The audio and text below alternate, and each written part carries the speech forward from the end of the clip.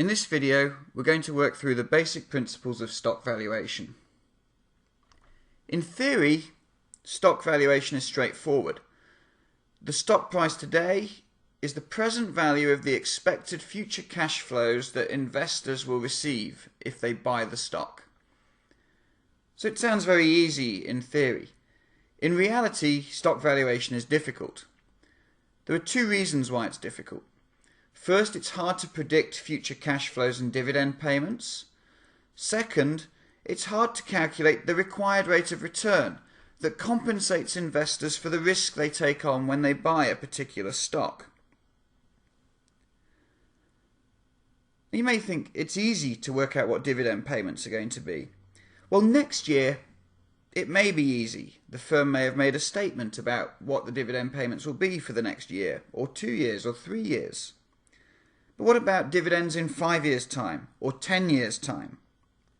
Suppose dividends grow at 3% rather than 3.5%. Does it matter? Similarly, suppose the required rate of return is actually 9% rather than 10%. Does it make any difference or not? Well, the answer is that small changes in these components can lead to very large changes in stock prices. So if you get the required rate of return wrong by 1%, it may have a big impact on your valuation. Similarly, if you make the wrong assumption about dividend growth rates, it can have a large impact on the value of the stock. What do you get when you actually buy a stock? Well, there are two main scenarios that we're going to consider. The first scenario is that you buy and hold a dividend-paying stock. So when you buy a dividend-paying stock, you get the right to vote and you get a stream of dividend payments for as long as the company chooses to pay dividends. We're not going to consider the right to vote because it really isn't worth much to the average individual investor. Why not? Well, we have the right to vote, but do we have enough shares to actually influence the vote when we've got these large institutional investors who hold millions of shares? So for us, average investors, the right to vote is not worth much. So really, the value of the stock comes down to the stream of dividend payments that we expect to receive from the company.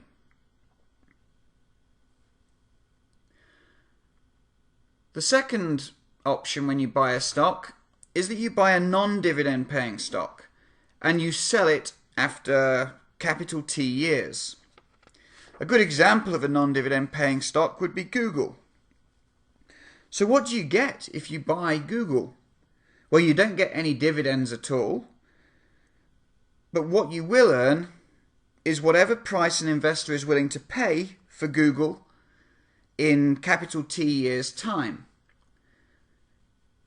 That's what you get when you buy a non-dividend paying stock. You will earn whatever the price an investor is willing to pay in the future for that stock.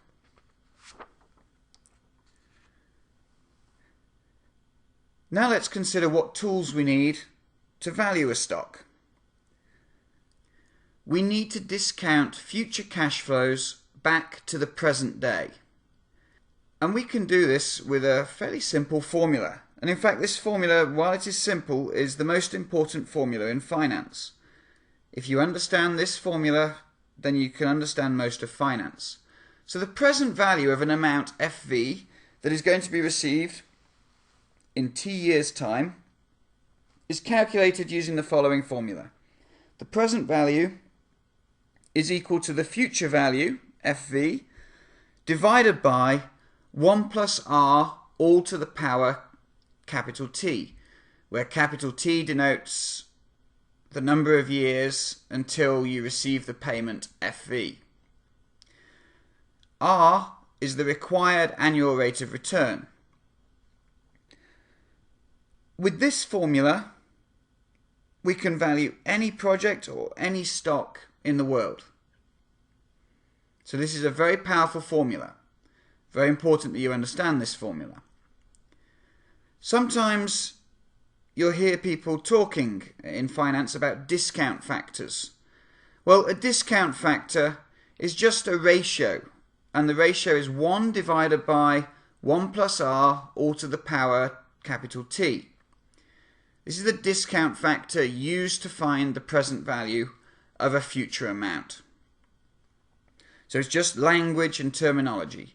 It all comes from this basic formula.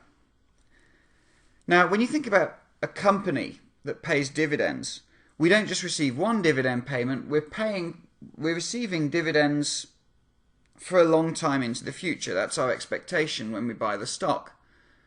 We could use this formula to value each of those payments separately, but that's going to take us a long time.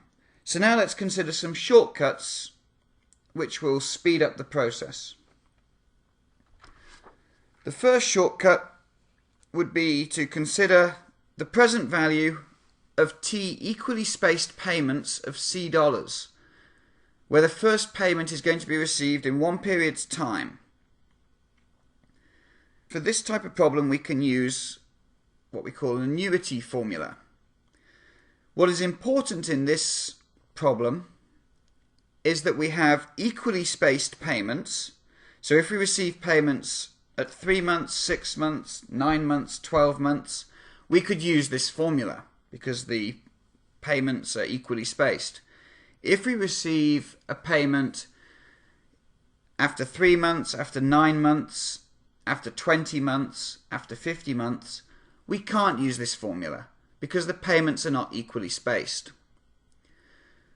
Similarly, we have to receive the same dollar amount every period. If those two conditions are met, then we can use this annuity formula to calculate the present value of these future cash flows. Now, in a company, as we just said, the payments may never end. If we think about GE, they've been paying dividends for 100 years, and we don't know when this company is going to end. So we value this company as if it's going to continue indefinitely. We have a formula that can help us value this type of company. So the present value of a stream of equally spaced payments that never ends can be calculated using a formula where the present value at time t is equal to the cash payment at time t plus 1 divided by r minus g. R is the required periodic rate of return, and g is the periodic growth rate of the cash payment. We've introduced some extra terminology, so let's work through it. We're going to receive in one period's time this payment of C dollars. Now, if we think about a company that pays dividends, we expect the dividends to grow over time, maybe at a rate of 3% or 4%. So this payment C changes over time. It grows. And fortunately, this formula is flexible enough to allow us to calculate the value of this growing stream of cash flows, because G in our formula represents the growth rate of the dividend payment. So this is a very flexible tool, but again, we need to notice that we need equally spaced payments. That's very important. If the payments are not equally spaced, we can't use the perpetuity formula. We've seen 3 tools that we're going to use when valuing stocks. Now let's move to some examples and see how we actually apply these tools in reality. First, let's consider a dividend-paying stock, O'Doherty Industries. And they've told us that the dividend schedule over the next few years evolves as follows. In 1 year's time, they'll pay $1.16 per share. In 2 years, they'll pay $1.24 per share. In 3 years, $1.30 per share. In 4 years, they'll pay $1.36 per share. After 4 years, though, dividends are expected to grow at 4% per year. And the required rate of return for investors is 12% per year. So there's the problem. We've got this company, O'Doherty Industries, and we want to value that company. The first thing to do is draw a timeline for O'Doherty Industries. Typically for all problems in finance, if you can't draw a timeline for the problem, then you don't understand the problem and you shouldn't think about answering the problem until you can draw the timeline. So here is a timeline for Annuity Industries. We want to value this stream of future cash flows. We know that for the first 3 years we have our dividends. We know what they are, and we can discount them back to the present day using our initial present value future value formula. From year 4 onwards, we know that we have a growing perpetuity, because we've been told that from year 4 onwards dividends will grow at 4% per year indefinitely. So we can split this problem for Annuity into 2.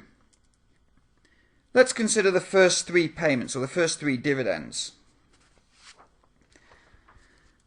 We're going to use the formula that present value equals future value divided by 1 plus r to the power t. We want to bring these values, the dividend in year 1, the dividend in year 2, and the dividend in year 3, back to the present day.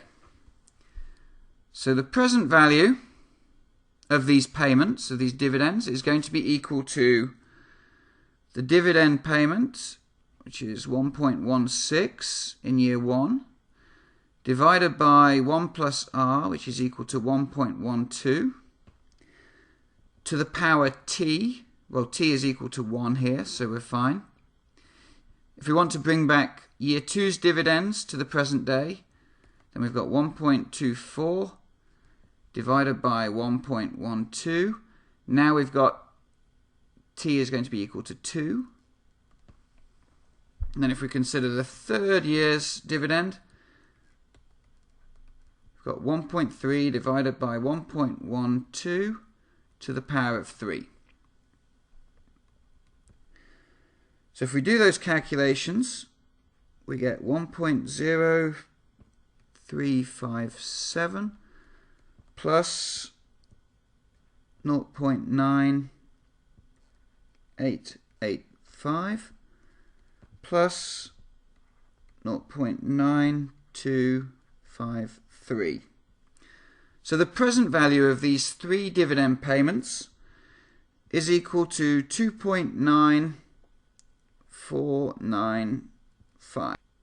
Now let's consider the growing perpetuity part of Annuity Industries. We're going to try to use the perpetuity formula, so the present value at time t is equal to the payment at time t plus 1 divided by r minus g.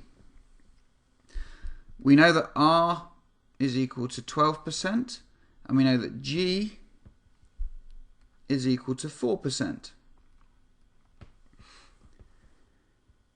So what is the first payment that we're going to receive? Well, the first payment we're going to receive is the payment in year 4. So this is going to be CT plus 1 in our formula. Where are we standing on this timeline? We must be standing, time t must be year 3. PV, the present value at time 3, is equal to the dividend payment at time 4, which is 1.36, divided by r minus g, so 0.12 minus 0.04, which equals 17. So the present value at time 3, or at year 3, is 17. But what we've got to do now is bring that back to the present day, because the value of 17 is the value in 3 years' time.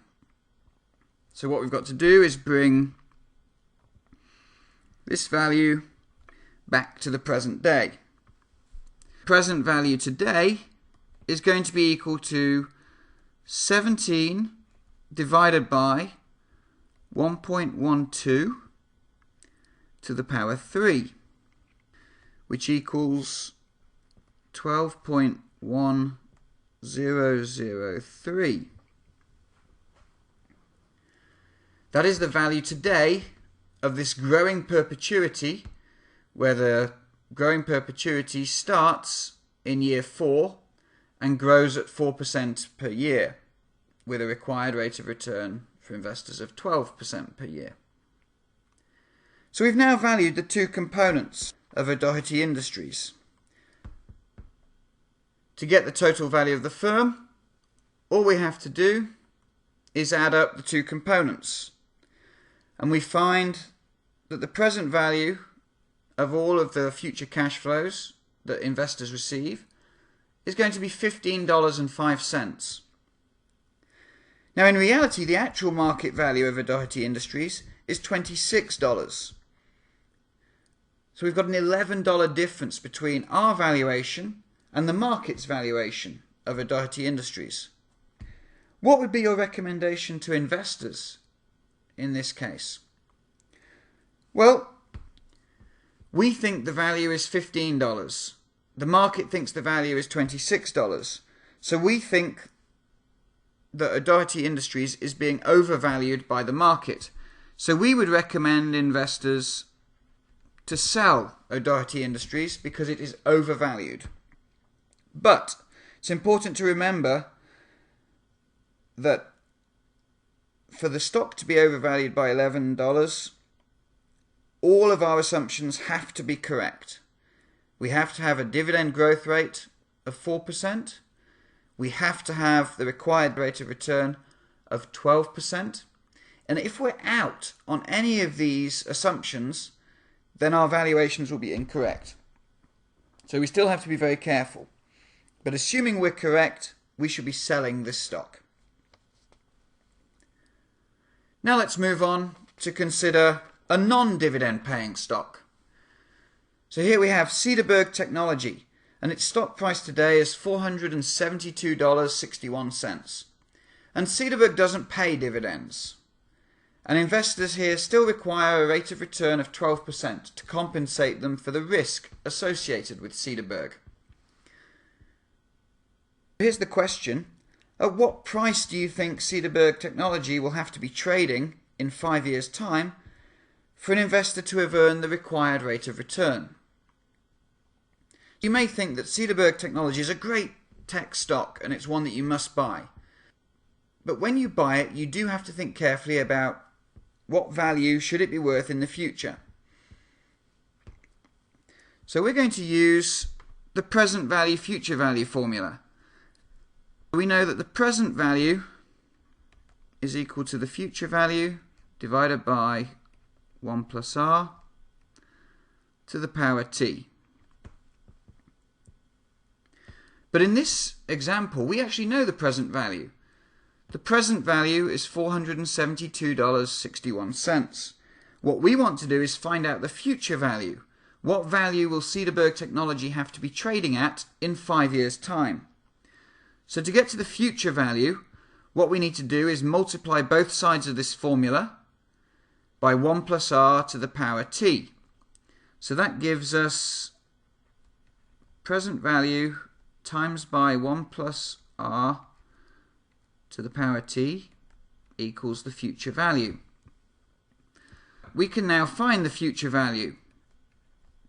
The future value is going to be equal to the present value, which is $472.61, times by 1.12 to the power 5, because we've got 5 years until we want to sell.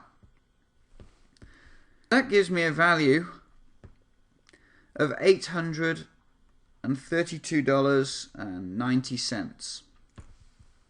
So when we buy Cederberg Technology today, it's important to recognize that if we're going to be compensated for the risks that we take on, we would need the value to be $832.90 in 5 years' time for this to be a good investment. Now suppose let's turn this problem around. Suppose after a lot of research you think that Cederberg technology is actually only going to be worth $700 in 5 years' time, and you also think that the required rate of return should be 14%, not 12%. So you think that Cederberg technology is riskier than you previously thought. And we know that the stock price is currently trading at $472.61. What should you do in this situation? Should you buy Cederberg technology? Should you sell it? Well, what we'd need to do is calculate the present value of Cederberg technology. We know the future value is going to be equal to $700. And we know that R, the required rate of return, is going to be equal to 14%. So we can use our formula, present value equals future value divided by 1 plus R to the power T. And in this case, we know the future value is $700, which we divide by 1.14 to the power 5, which gives us a present value for Cederberg technology of $363.56. The market price is equal to $472.61. So what should you do in this scenario? Well, again, it seems that Cederberg technology is being overvalued by the market. You would recommend that investors sell Cederberg technology because it's overvalued. That's all I want to cover in this lecture. I will see you in class.